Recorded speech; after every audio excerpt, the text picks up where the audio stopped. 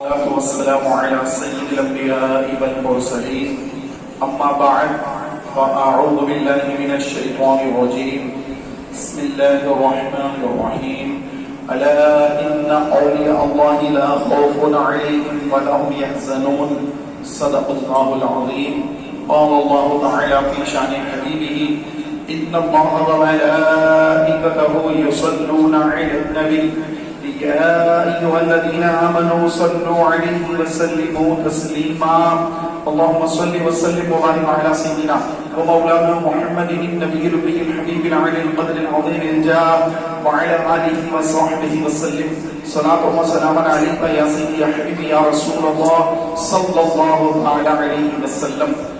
الحمدللہ آج جمعہ کا دن ہے اور الحمدللہ یہ غوث اعظم کا مہینہ ربیع الثانی کا مہینہ چل رہا ہے.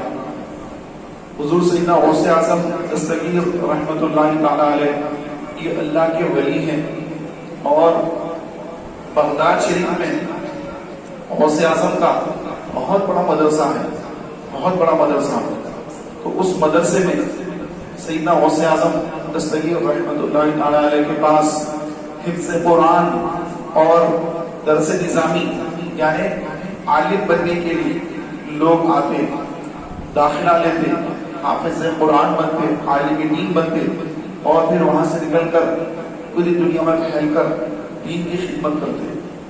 تو غوث پاک رحمت اللہ تعالی علیہ ہر مہینے کی 11 تاریخ کو حضور سید عالم نور مجسم شاہ بنی آدم رسول معظم صلی اللہ علیہ وسلم کے نام سے فاتحہ خوانی کرتے اور مدرسے کے بچوں کو فاتحہ کا کھانا کھلاتے. ہر مہینے کی 11 تاریخ کو بہترین کھانا بنا کر، اچھا کھانا بنا کر اور ماشاءاللہ رسول کریم علیہ الصلوۃ والتسلیم کے نام سے فاتحہ دلا کر اپنے مدرسے کے بچوں کو کھانا کھلاتے. تو یہ اتنا ہر 11 تاریخ کو اتنا اہتمام ہوتا کہ سارے بچے 11 تاریخ کے منتظر رہتے کہ 11 تاریخ آئے گی تو سبحان اللہ حضور سید عالم صلی اللہ علیہ وسلم کے نام سے فاتحہ ہوگی. حضور کی محبت میں یہ عمل سیدنا غوث اعظم کا رہا تو اتنا اللہ کی بارگاہ میں مقبول ہوا، اتنا مقبول ہوا سبحان اللہ کہ اللہ تبارک و تعالیٰ عز و جل نے 11ویں تاریخ کو حضور غوث اعظم سے ہی منسوخ کر دیا کہ اب یہ ہو گیا کہ غوث پاک کا جب وصال ہو گیا، وصال کے بعد بھی ہر مہینے کی 11 تاریخ کو الحمدللہ غوث اعظم کے مدرسے میں یہ جو سلسلہ غوث پاک نے شروع کیا تھا وہ سلسلہ وہاں ہر مہینے کی 11 کو چلتا رہا اور ہوتے ہوتے ہندوستان اور پاکستان اور دیگر علاقوں کے اندر الحمدللہ آج بھی یہ 11 تاریخ سے منسوب ہے اور اس کو 11ویں شریف کہا جاتا ہے. 11ویں شریف کہا جاتا ہے کیونکہ 11 تاریخ کو غوث پاک رحمت اللہ علیہ حضور کے نام سے فاتحہ دلاتے تو اللہ تعالیٰ نے 11 کو ایسا اپنی بارگاہ میں مقبول فرما لیا کہ اب غوث پاک کے وصال فرمانے کے بعد اب مسلمان 11 تاریخ کو 11ویں کی نسبت سے غوث پاک کے بھی نام سے فاتحہ دلاتے، حضور کے نام سے فاتحہ دلاتے. تو یہ جو ہمارے پاس 11ویں مشہور ہے کہ 11ویں شریف، 11ویں کی نیاز، 11ویں کی فاتحہ، تو اس کی حقیقت یہ ہے کہ 11 تاریخ کو سرکار غوث اعظم حضور نبی کریم صلی اللہ علیہ وسلم کے نام سے فاتحہ خوانی کیا کرتے تھے. تو پھر الحمدللہ غوث پاک کے بعد یہ 11ویں شریف غوث پاک سے منسوب ہو گئی، غوث پاک سے منسوب ہو گئی اور الحمدللہ مسلمان غوث اعظم کے نام سے غریبوں کو کھانا کھلاتے ہیں، مسکینوں کو، یتیموں کو کھانا کھلاتے ہیں، غوث پاک کے نام سے ایصال ثواب کرتے ہیں اور غوث پاک رحمت اللہ تعالی علیہ کا ذکر جمیل کرتے ہیں، غوث اعظم کی سیرت بیان کرتے ہیں، غوث اعظم کی تعلیمات کو عام کرتے ہیں. میرے پیارے بھائیوں، ہمارے غوث اعظم دستگیر رحمت اللہ تعالی علیہ یہ اللہ کے ایسے ولی ہیں کہ رسول پاک علیہ السلام کی بارگاہ میں ان کا بہت بڑا مقام ہے، بہت مرتبہ ہے کہ جب آپ بغداد میں تشریف لائے اور اس کے بعد جامع مسجد کے ممبر پر آپ تشریف لائے اور بیان کرنے کے لیے خطبہ دینے کے لیے تشریف لائے تو مجمع بھرا ہوا ہے. تو غوث اعظم صغیر رحمت اللہ تعالی علیہ آپ رک گئے، خطبہ شروع نہیں کیا، رک گئے. تو عین حالت بیداری میں سرکار صلی اللہ تعالی علیہ وآلہ وسلم کی زیارت کی. سبحان اللہ. عین حالت بیداری میں رسول کریم علیہ السلام کی زیارت کی. رسول کریم علیہ السلام نے فرمایا بیٹا کیوں رک گئے، کیوں خطاب نہیں کرتے، کیوں درس نہیں دیتے، کیوں بیان نہیں کرتے؟ تو غوث اعظم نے عرض کیا کہ اے نانا جان کہ اتنا یہاں پر مجمع ہے، یہ عربی لوگ ہیں اور میں عجمی ہوں، تو عربیوں کے سامنے میں عجمی عربی میں کیسے خطاب کروں؟ تو حضور نبی کریم علیہ السلام نے فرمایا کہ تم اپنا منہ کھولو. تو غوث اعظم نے اپنا منہ کھولا. حضور نبی کریم علیہ السلام نے اپنا لعاب دہن یعنی اپنا تھوک مبارک، اپنا لعاب دہن غوث اعظم کے منہ میں ڈالا. ایک مرتبہ، دو مرتبہ، تین مرتبہ، 4 5 6 7 مرتبہ حضور نبی کریم صلی اللہ علیہ وسلم نے اپنا لعاب دہن غوث پاک کے منہ میں ڈالا. اس کے بعد فرمایا کہ جاؤ اب جا کر خطاب کرو، اب جا کر خطاب کرو. غوث اعظم پھر منبر پر آئے، منبر پر آ کر پھر خطاب کرنا چاہا لیکن رک گئے. پھر آپ عین حالت بیداری میں حضرت مولا علی شیر خدا علی المرتضیٰ رضی اللہ تعالی عنہ کی زیارت کی. مولا علی نے پوچھا کہ اے بیٹا کیوں رک گئے، خطاب کرو. تو مولا علی سے غوث اعظم نے عرض کیا کہ اے بابا جان کیسے خطاب کروں، اے دادا جان کیسے خطاب کروں، یہ عربی ہے میں عجمی ہوں. تو مولا علی نے فرمایا کہ تم اپنا منہ کھولو. تو غوث اعظم نے منہ کھولا تو مولا علی نے اپنا لعاب دہن غوث پاک کے منہ میں ڈالا. ایک مرتبہ، دو مرتبہ، 3 4 5 6 مرتبہ ڈالا. غوث اعظم نے عرض کی اے مولا علی حضور نبی کریم علیہ السلام نے تو 7 مرتبہ لعاب دہن ڈالا، آپ نے 6 مرتبہ ڈالا. حضور نے 7 مرتبہ ڈالا، آپ نے 6 مرتبہ ڈالا، 6 مرتبہ. تو آقا علیہ السلام حضرت علی نے فرمایا کہ اے عبد القادر جیلانی کہ اگر میں بھی 7 مرتبہ اگر لعاب دہن ڈالتا تو حضور صلی اللہ علیہ وسلم کی برابری نہ ہو جائے. ادب کے تحت ادباً احتراماً میں نے 1 مرتبہ کم اپنا لعاب دہن تمہارے منہ میں ڈالا. اب تم جاؤ اور منبر پر کھڑے ہو کر درس دو، بیان کرو، خطبہ ارشاد کرو. سبحان اللہ. مولا علی کا فرمان سن کر غوث اعظم دوبارہ منبر پر آئے اور آ کر اب بیان شروع کیا، خطاب شروع کیا. تو ایسا بیان کیا، ایسا خطاب کیا کہ نہ اس دور میں یہ مائک تھے اور نہ یہ کالر مائک تھے، یا کوئی ایسے مائک تھا ہی نہیں اس زمانے میں. تو غوث اعظم کی زبان میں ان کے گلے میں اللہ نے ایسی قوت عطا فرما دی، ایسی طاقت عطا فرما دی کہ بغیر کسی مائک کے، بغیر کسی مدد کے ذریعے 70,000 کا مجمع ہوتا اور غوث اعظم دستگیر رحمت اللہ تعالی علیہ بغیر کسی مائک کے 70,000 کے مجمع میں بیان کرتے. سامنے پہلی صف میں سننے والوں کو جتنی آواز آتی غوث پاک کی کرامت کی برکت سے سب سے آخر میں بیٹھنے والوں کو اتنی آواز آتی. ایسا نہیں کہ سامنے والوں کو زیادہ آ رہی ہے، پیچھے والے کو کم آ رہی ہے، ایسا نہیں. سامنے والے کو جتنی آواز آ رہی ہے اتنی آواز سب سے آخر میں ہونے والے کو بھی آ رہی ہے. یہ غوث اعظم کی کرامت ہے. پھر غوث اعظم نے فرمایا قدم حاضر علی رقبتی کلی ولی اللہ، میرا قدم تمام اولیاء اللہ کی گردنوں پر ہے. سبحان اللہ. پیارے بھائیوں، ہمارے غوث اعظم دستگیر رحمت اللہ تعالی علیہ کو اللہ تبارک و تعالی عز و جل نے مقام غوثیت عطا فرمائی. غوث اعظم وہ کہ جو ہتھیلی میں فرماتے ہیں کہ جس طرح تم ہتھیلی میں رائی کے دانے کو دیکھتے ہو اس طرح میں ہتھیلی میں دنیا کو دیکھتا ہوں. پوری دنیا اس کو میں ایسے دیکھتا ہوں جس طرح تم ہتھیلی میں رائی کے دانے کو دیکھتے ہو. یہ غوث اعظم کا فرمان. فرماتے ہیں کہ جو تم گھر میں کھا کر آتے ہو، جو کچھ بچا کر آتے ہو، میں سب بتا سکتا ہوں کہ تم نے کیا کھایا اور گھر میں کیا بچا کے رکھا، تمہارے گھر میں کیا ہے، یہ سب مجھے اللہ کی عطا سے معلوم ہو جاتا ہے. لیکن شریعت نے میرے منہ پہ لگام لگائی ہے، اسی لیے میں یہ بیان نہیں کرتا.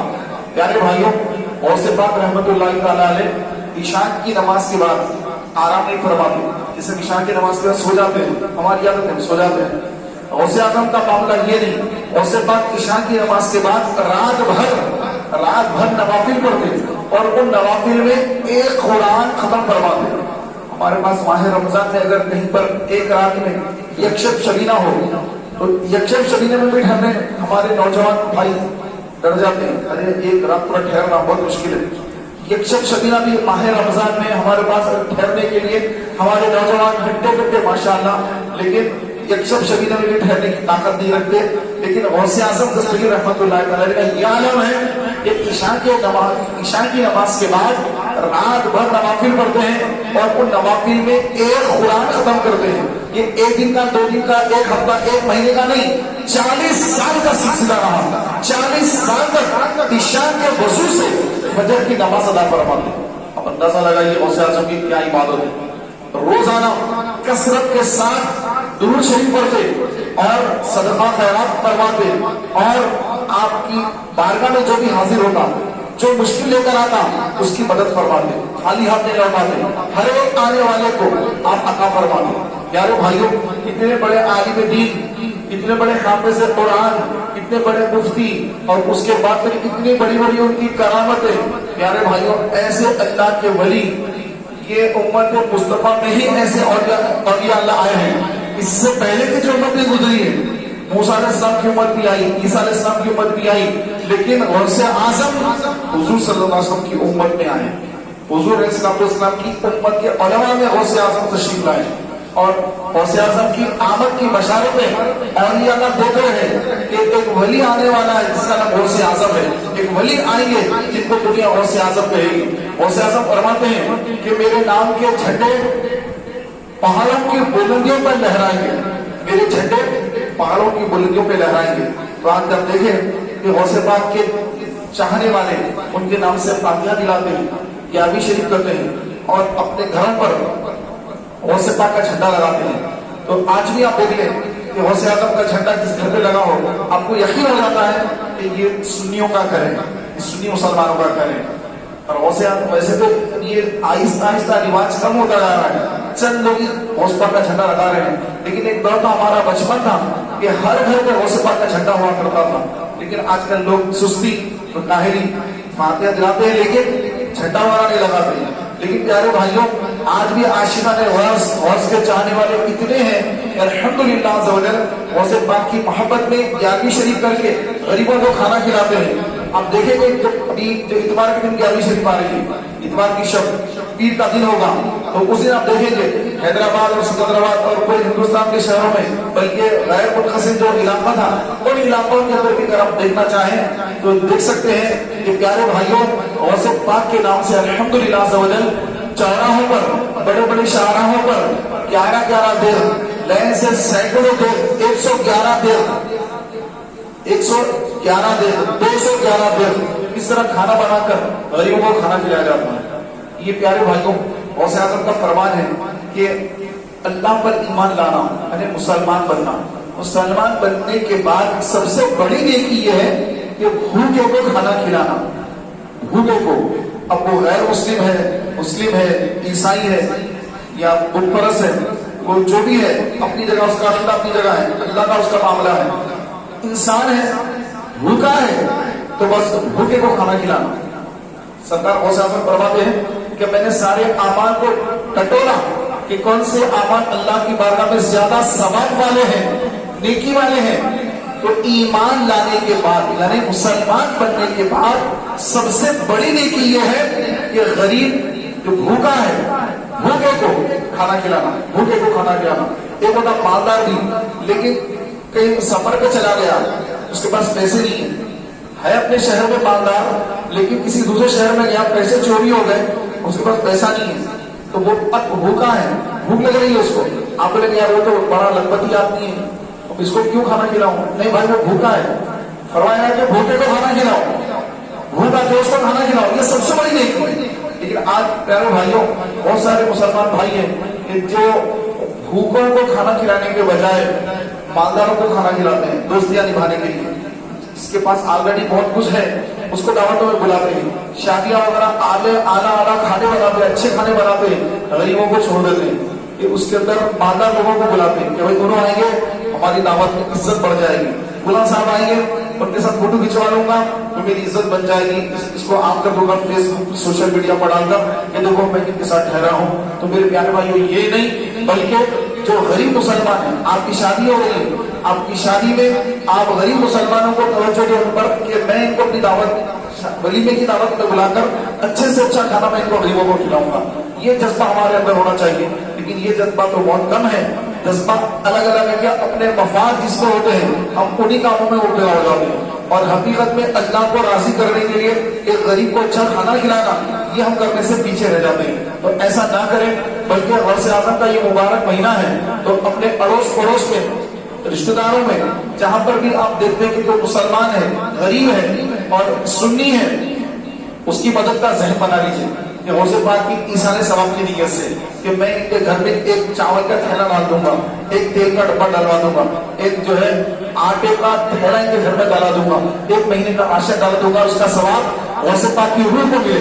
غوث اعظم کی ایصال ثواب کی نیت سے کسی غریب کے گھر میں ایک مہینے کا راشن ڈالا دے، ایک مہینے کے اس کو کھانے پینے کا انتظام کر دے کہ غوث اعظم اپنی حیات طیبہ میں غریبوں کو کھانا کھلاتے رہے، غریبوں کو کھانا کھلانے کی ترغیب دلاتے رہے۔ تو میرے پیارے بھائیوں، ہم بھی اپنے جو مرحوم رشتے دار ہیں، والد گزر گئے، دادا گزر گئے، دادی گزر گئے، نانا نانی، والدہ یا والد صاحب جو بھی گزر گئے، ان کا بھی ایصال ثواب میں نام لے لیں تاکہ غوث اعظم کی برکت سے ان کو بھی ثواب ملے اس کا، بلکہ ساری امت کو اس کا ثواب بخش دیں، ساری امت کے مسلمانوں کو اس کا ثواب ملے۔ میرے پیارے بھائیوں، ایصال ثواب کرنے سے کمی نہیں آتی ہے، بلکہ ایصال ثواب کرنے سے جتنوں کو ایصال ثواب کریں گے، ساری امت کو ایصال ثواب کر دیا تو ساری امت کے برابر ثواب ایصال ثواب کرنے والے کو مل جاتا ہے۔ تو لہٰذا ہم اپنے گھروں کے اندر 11ویں شریف کا بھی اہتمام کریں، 11 تاریخ کو اپنے گھر میں فاتحہ خوانی کا اہتمام کریں۔ فاتحہ میں کیا پڑھنا ہے؟ سورہ فاتحہ پڑھنا ہے۔ کئی لوگ کیا کرتے ہیں، ارے فلاں مول صاحب کو بلائیے فاتحہ دینا ہے، مسجد سے امام صاحب کو بلائیے، مدرسے کے مول صاحب کو بلائیے، ذرا فاتحہ دینا ہے گھر میں۔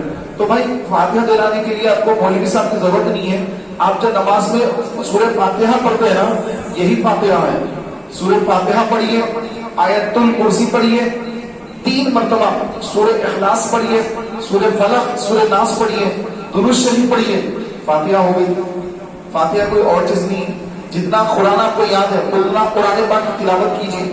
سورہ یاسین یاد ہے آپ کو، یاسین پڑھیے۔ سورہ ملک یاد ہے، سورہ ملک پڑھیے۔ سورہ رحمان یاد ہے، سورہ رحمان پڑھیے، درود شریف پڑھیے، اور اس کے بعد اللہ کی بارگاہ میں عرض کریے کہ یا اللہ جو کچھ میں نے فاتحہ پڑھی، قرآن پڑھا، درود شریف پڑھا، اس میں اگر کچھ غلطی ہو گئی تو اس کو معاف فرما اور اس کو اپنی بارگاہ میں قبول فرما۔ اور اس کا ثواب سب سے پہلے حضور نبی کریم صلی اللہ علیہ وسلم کی بارگاہ میں پہنچا۔ حضور علیہ السلام کے ساتھ حضرت عائشہ صدیقہ رضی اللہ تعالیٰ عنہا، حضور کی زوجہ، ہماری ماں امی جان حضرت عائشہ صدیقہ، ان کی بارگاہ میں اس کا سبب پہنچا، کیونکہ اللہ تعالیٰ کے حبیب صلی اللہ علیہ وسلم کو یہ پسند ہے کہ حضور علیہ السلام کے نام کی جو فاتحہ ہے اس میں حضرت عائشہ صدیقہ رضی اللہ تعالیٰ عنہا کا بھی نام لیا جائے۔ کیوں؟ ایک چھوٹا سا واقعہ بیان کر کے اپنی بات کو کمپلیٹ کر رہا ہوں۔ حضرت سیدنا مجدد الثانی رحمۃ اللہ تعالیٰ علیہ، جن کا مزار پنجاب میں ہے، سرہند میں ہے، یہ اکبر کے دور کے ہیں۔ اکبر نے جب نیا دین نکالا، دین الہی، تو آپ نے اس کی مخالفت کی، اور دین الہی ایک نیا دین تھا، جہانگیر نے بھی اس پر عمل کیا، اکبر نے بھی یہ دین نکالا۔ تو اکبر اور جہانگیر دونوں کے دور میں حضرت سیدنا مجدد الثانی شیخ احمد فاروقی سرہندی رحمت اللہ تعالیٰ نے اسلام کو بچانے کے لیے بادشاہ کے سامنے ٹھہر گئے اس کے سامنے کہ اے بادشاہ، اے اکبر، یہ تیرا جو نیا دین ہے، دین الہی، یہ تو جو نکال رہا ہے یہ کفر ہے، تو کافر ہو گیا ہے، اور تیرے دین پر جو حل کریں گے سب کے سب کافر ہیں۔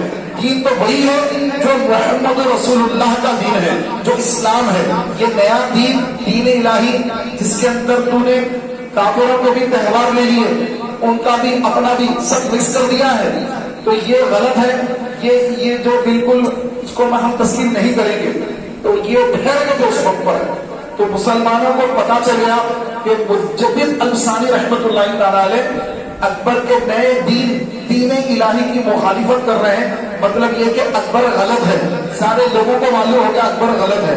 تو اکبر بہت غصے میں آیا اور حضرت سیدنا مجدد الثانی رحمت اللہ تعالی علیہ کو جیل میں بند کر دیا. کئی سال جیل میں رہے, 15 سال جیل میں رہے. پھر وہاں سے باہر آ گئے. پیارے بھائیوں, آپ کے بارے میں آتا ہے, آپ کے مکتوبات ہیں, مکتوبات میں آپ لکھتے ہیں کہ میں ہمیشہ حضور کے نام سے فاتحہ دلاتا اور ہر مہینہ فاتحہ دلاتا, اہل بیت کا بھی نام اس میں شامل کرتا. تو ایک مرتبہ میں نے خواب میں حضور کی زیارت کی, سرکار صلی اللہ علیہ وسلم کی بارگاہ میں نے حاضری دی. خواب میں زیارت ہوئی. نبی کریم علیہ السلام نے مجھ سے فرمایا کہ اے شیخ احمد فاروقی سرہندی کہ میں کھانا تو عائشہ کے گھر میں کھاتا ہوں, میں کھانا تو عائشہ کے گھر میں کھاتا ہوں. حضرت مجدد شیخ فرماتے ہیں کہ میں سمجھ گیا, حضور نے جو یہ فرمایا کہ میں کھانا تو عائشہ کے گھر میں کھاتا ہوں, میں سمجھ گیا. اور اس کے بعد جب میں وہ فاتحہ دلائی تو اس میں خصوصاً حضرت عائشہ صدیقہ رضی اللہ تعالی عنہا کا نام لیا اور معمول بنا لیا کہ جب بھی حضور کے نام سے فاتحہ دیتا ہوں, حضور کی اہلیہ حضرت عائشہ صدیقہ رضی اللہ تعالی عنہا جو تمام مسلمانوں کی ماں ہے, ہماری ماں ہے, قیامت تک آنے والے مسلمانوں کی ماں ہے, حضور کے ازواج مطہرات. تو عائشہ صدیقہ کا نام میں ہر فاتحہ میں دینے لگ گیا. پھر جب میں دوبارہ سرکار کی خواب میں زیارت کی تو سرکار مجھے دیکھ کر مسکرائے. تو پیارے بھائیوں, ہم چاہتے ہیں کہ ہماری بھی فاتحہ اللہ رسول کی بارگاہ میں قبول ہو, تو حضور کے نام کے ساتھ حضرت عائشہ صدیقہ رضی اللہ تعالی عنہا ان کا بھی نام ساتھ میں لے لیا کریں. حضرت عائشہ صدیقہ کا نام لیں گے تو یہ صدیق اکبر کی شہزادی, حضور کی اہلیہ اور تمام مسلمانوں کی امی جان, تمام مسلمانوں کی ماں, ان کا نام فاتحہ میں ضرور شامل کریں. اب جیسے 11ویں شریف کی فاتحہ ہے, 11ویں شریف کی فاتحہ ہے تو سب سے پہلے حضور کے نام سے ہم فاتحہ میں نام لیتے ہیں, سرکار کا سب سے پہلے سرکار صلی اللہ علیہ وسلم کا نام لیتے ہیں. اس کے بعد پھر انبیاء علیہ السلام کا نام لیتے ہیں, انبیاء علیہ السلام, یا اللہ اس کا ثواب سارے انبیاء کو پہنچا. اس کے بعد پھر خلفاء راشدین, حضرت ابوبکر صدیق, حضرت عمر فاروق اعظم, حضرت عثمان ابن عفان, پھر مولا علی کا نام لیتے ہیں. یہ 4 تو ترتیباً خلفاء راشدین ہیں, ان کے نام لیے جاتے ہیں. سبحان اللہ. اس کے بعد حضرت عائشہ صدیقہ رضی اللہ تعالی عنہا کا بھی نام لے, حضرت خدیجہ الکبریٰ رضی اللہ تعالی عنہا ان کا بھی نام لیا کرے کہ یہ وہ ہے کہ جب حضور علیہ السلام نے اسلام کی دعوت دینے کا کام شروع کیا, سارا مکہ مخالفت کرتا تھا. حضرت خدیجہ الکبریٰ حضور کی اہلیہ کو حضور کی تائید کرتی اور عورتوں میں سب سے پہلے اسلام قبول کرنے والے حضرت خدیجہ الکبریٰ رضی اللہ تعالی عنہا, ان کا نام لے کے یہ فاطمہ زہرا کی امی جان ہے, سیدہ فاطمہ زہرا کی امی جان ہے, ان کا نام بھی فاتحہ میں لے. اور تمام اہل بیت اور تمام صحابہ کا نام لے تو جن کا نام فاتحہ میں لیتے رہیں گے, پیارے بھائیوں, ان کی روح ان کو خوشی ہوگی, ان کو ثواب تو سب کو پہنچے گا. جن کا نام لیں گے ان کو اس سے خوشی پہنچتی ہے. فرمایا گیا کہ ہر جمعہ جو اپنے مرحوم ماں باپ کی قبر کی زیارت کرتا ہے, اپنے مرحوم ماں باپ کی قبر کی زیارت کرتا ہے تو اللہ تبارک و تعالیٰ یاسین بھی پڑھتا ہے, قبر کی زیارت کی یاسین پڑھا تو اللہ تبارک و تعالیٰ اس زیارت کرنے والے یاسین پڑھنے والے سے راضی ہو جاتا ہے اور اس کو نیکوکار میں شمار فرماتا ہے اور اس کی مغفرت فرماتا ہے. تو جس کی زیارت کے لیے بندہ گیا, جیسے کسی کے والد کا انتقال ہو گیا, والد صاحب کا انتقال ہو گیا, اب بیٹا والد کی قبر پر جمعہ کے دن گیا, کچھ پھول ڈالا اور یاسین پڑھا اور اس کا ثواب باپ کی روح کو بخشا کہ یا اللہ یہ یاسین پڑھا, اس کا ثواب حضور کی بارگاہ میں پہنچا, حضور کے وسیلے سے, حضرت عائشہ صدیقہ کے وسیلے سے میرے بابا کی روح کو اس کا ثواب پہنچا دے, تو ان کو بھی ملے گا حضور کے صدقے میں, باپ کو تو ملے گا. اور یہ بھی فرمایا کہ اس کا ثواب پوروں کو بخش دے, یعنی ساری امت کو بخش دے, تو ساری امت کو اس کا ثواب مل جائے گا. تو آپ کو خالی نام لینا ہے کہ یا اللہ حضور کی ساری امت کو ثواب پہنچا دے, تو ساری امت کو, ہر مسلمان کو ثواب پہنچے گا, زندہ کو بھی پہنچے گا, مردوں کو بھی پہنچے گا. उम्मत में कयामत तक आने वाले मुसलमान हैं, तो अभी जो पैदा नहीं हुए तो उनको आने से पहले उनको भी सवाब मिलेगा। सुभान अल्लाह। अल्लाह ताला की बारगाह में दुआ है कि मौला तबारक व तआला हम सबको कसरत के साथ आमाल सालिहा करने और अपने मरहुमीन को इस साल सवाब करते रहने, सुन्नियत पर कायम रहने, नेक अमाल करते रहने की तौफीक अता फरमाए। आमीन बिजाहि नबी करीम सल्लल्लाहु अलैहि वसल्लम। एक ऐलान समझ फरमाइए, इंशाअल्लाह तबारक व तआला आने वाला इतवार 6 नवंबर बरोज इतवार बाद नमाज इशा रात में 9 बजे इंशाअल्लाह ताला तहरीक इस्लामी के इसी सुन्नी मरकज मस्जिद हाजा में, मस्जिद गुलबानों में इंशाअल्लाह तबारक व तआला 11वीं शरीफ की महफिल मुनक़िद होगी रात में 9 बजे। महफिल गौसे आजम, जश्न गौसे आजम होगा और रसूल करीम की नात शरीफ और गौसे आजम के मनाक़िब पढ़े जाएंगे, गौसे पाक के ऊपर बयानात होंगे और लंगर गौसे आजम का एहतमाम रहेगा। आप तमाम भाइयों से गुजारिश है कसीर तादाद में तशरीफ लाइए। रात के 9 बजे इतवार के दिन, आने वाले इतवार को रात के 9 बजे महफिल का आगाज होगा। आप तमाम भाइयों से गुजारिश है दोस्त अहबाब के साथ जरूर तशरीफ लाइए। अस्सलाम वालेकुम व रहमतुल्लाहि व बरकातुहू।